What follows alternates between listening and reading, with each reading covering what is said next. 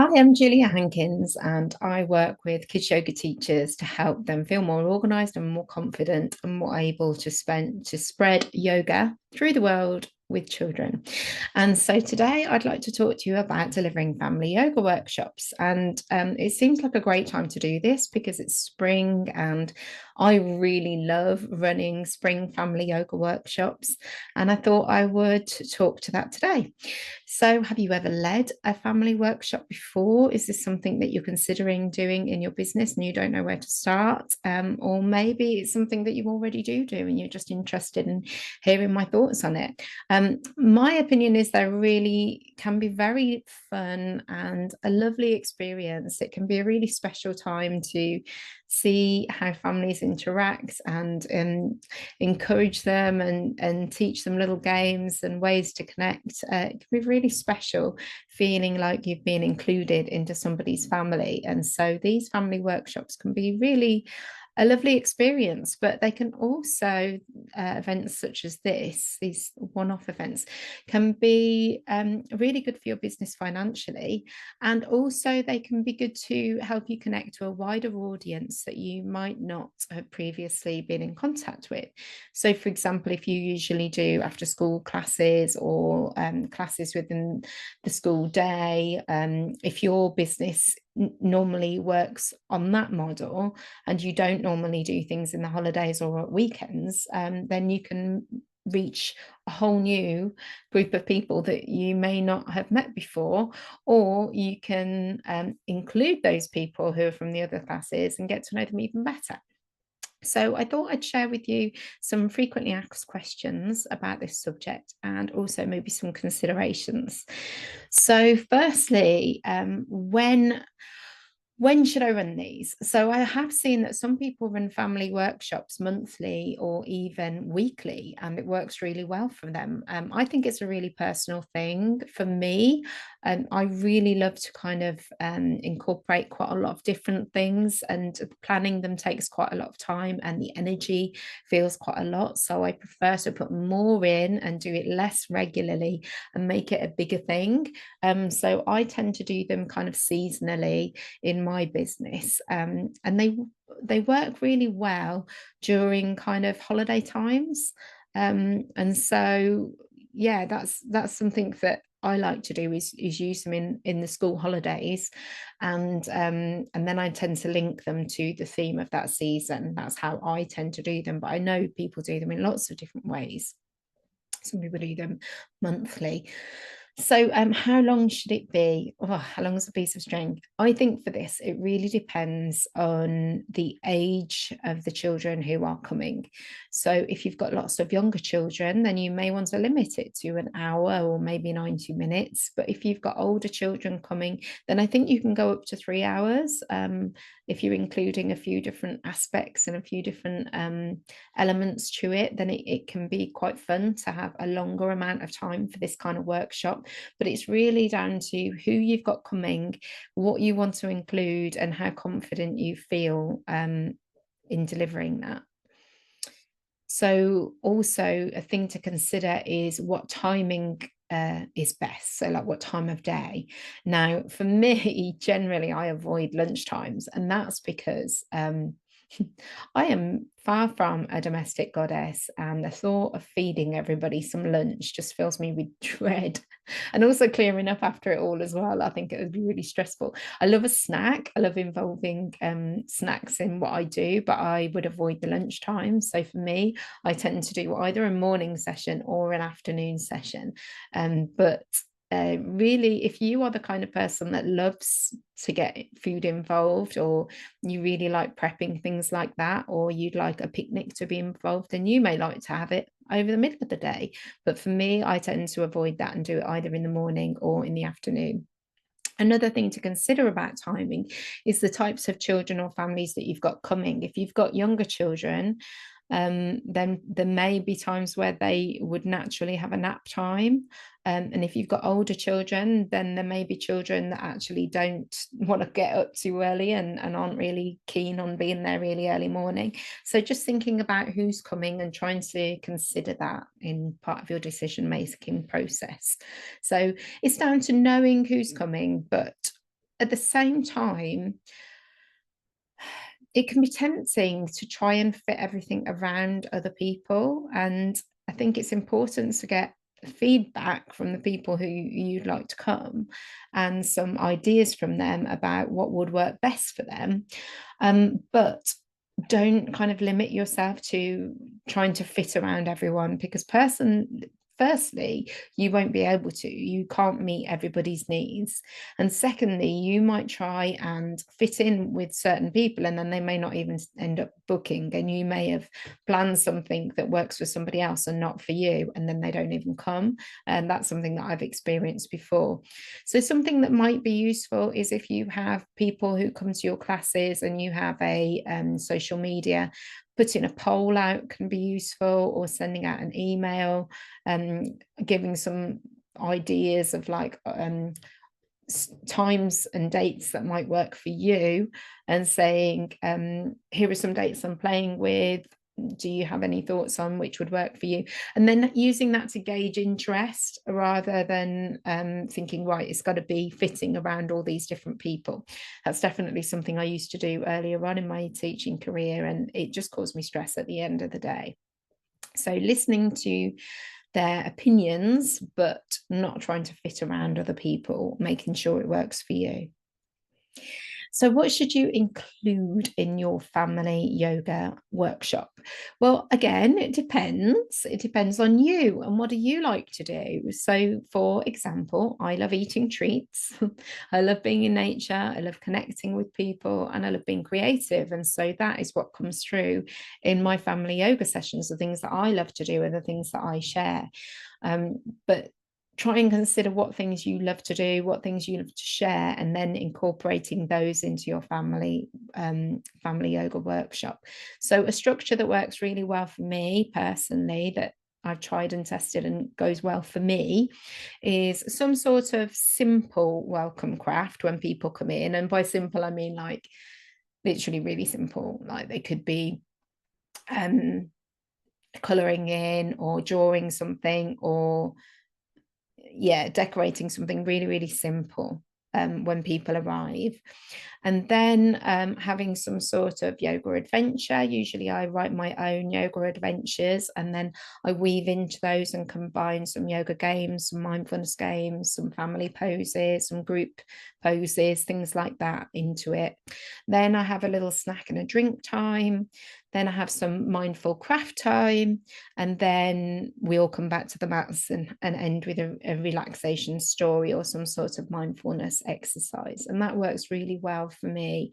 But it really depends on what you like to do and a structure that works for you. And I find that structure works really well, and I can use that for a whole range of different durations and lengths of time. I just play around a little bit with how long I do each section. So that's maybe something you could try. Another question that I see asked quite a lot in Facebook groups, and also I've been asked myself this, is how to price it. It can be really tempting to try and base your prices on what other people charge. And I have done this myself in the past, and it doesn't work, because other people have based their prices on what works for them, unless they've based it on somebody else, or who's based it on somebody else, who, where have these ideas come from? But really it needs to come from you and from what's going to work for you.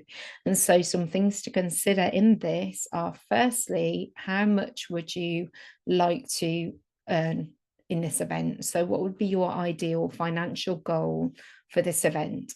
And then factor into that, what are your costs, and include everything. So everything from the hire of the venue, from the crafts, from the snacks, right down to like your fuel for your journey there and your journey home, and your parking, things like that. Include all of that.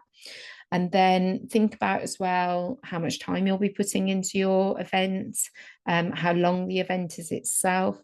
And then when you've kind of factored in all of those kind of things, you should be coming up, and then also obviously considering how many people you can fit in, and how many people you think you can realistically get to come.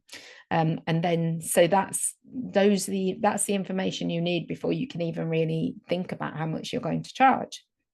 And then pricing structure as well can be tricky, because some people charge per family, some people charge per person, some people do a combination of a few things, and I've experimented with a few different ones. But I think what works for me is having a price per person, or a bundle for a family, or having a family price and then extras for additional members of the family. So people where there's like one adult and one child are not paying the same as a 2 adult and 3 child family, because that just does not feel fair.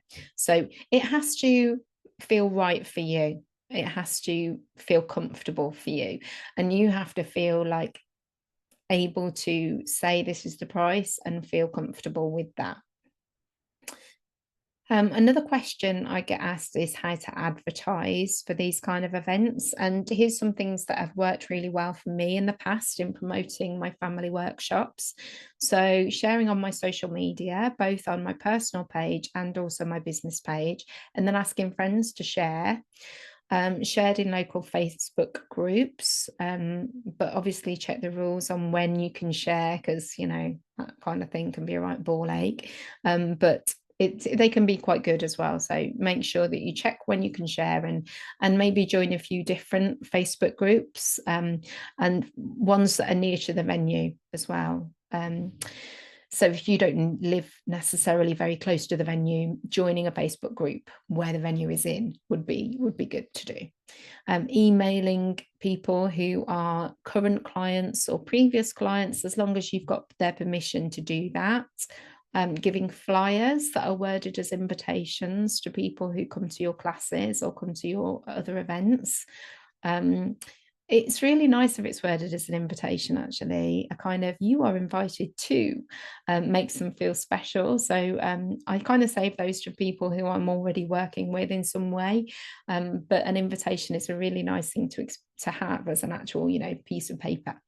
But I also have experienced success in terms of posting flyers in local coffee shops or libraries, or even in the venue itself, or giving out flyers at community events that I've been involved in.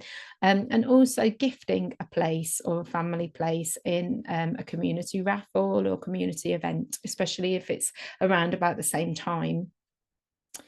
So there's some considerations to think about when running your family yoga class that will help you feel a bit more organized and help you feel maybe less stressed.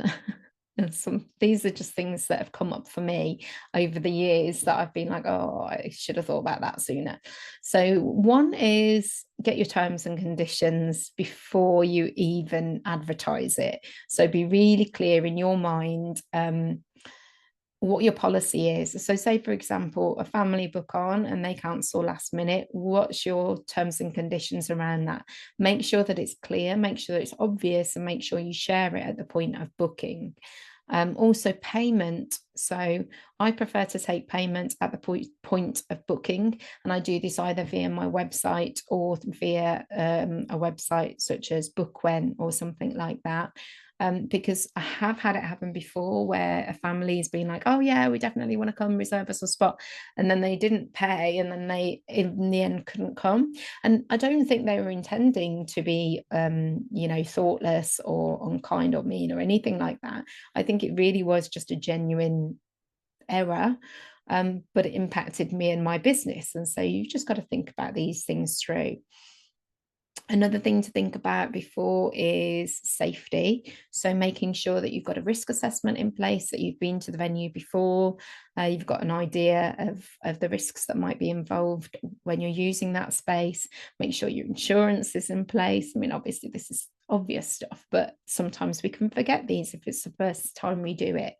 If you're planning crafts, consider the age and also the development of the children that are coming, and be aware of the risks. I'm not saying don't include, so there may be, for example, a family with a baby. I'm not saying don't include anything that the baby can't touch, but be aware that that is a risk, and be able to tell the family, just be careful that there are some things there, and be really explicit in whose responsibility it is. So if there are children there, then, you know, in the venue, that it's the parents' responsibility to ensure the safety of their children in that space.